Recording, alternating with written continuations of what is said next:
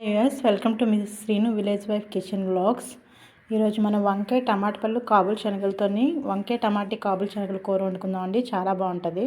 కాబుల్ శనగలు నేను over night నానబెట్టానండి. నానబెట్టిన తర్వాత ఇప్పుడు కుక్కర్లో పసుపు ఉప్పు వేసిన 3 విజిల్స్ ఉడకబెట్టుకున్నాను. నానబెట్టినా సరే ఉడకబెట్టుకోవాలండి, అప్పుడే మెత్తగా ఉంటాయండి, లేకపోతే డైజెస్ట్ అవ్వవు.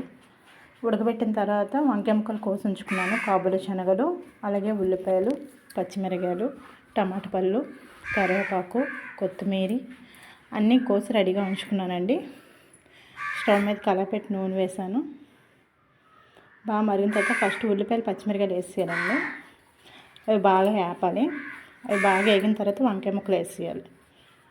వంకాయ ముక్కలు కొంచెం బాగా వేగిన తర్వాత వంకాయ ముక్కలు వేసిన వెంటనే ఉల్లిపాయ అనేది పసుపును ఉప్పు వేసేయాలండి.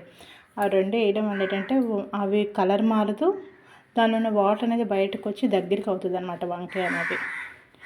వంకాయ కొంచెం దగ్గరికి అయిందన్నప్పుడు టమాటా పండు వేసేయాలండి. టమాటా పళ్ళు వేసిన తర్వాత కూడా బాగా కలిపి దగ్గరికి అలా వేపుతూ ఉండాలి.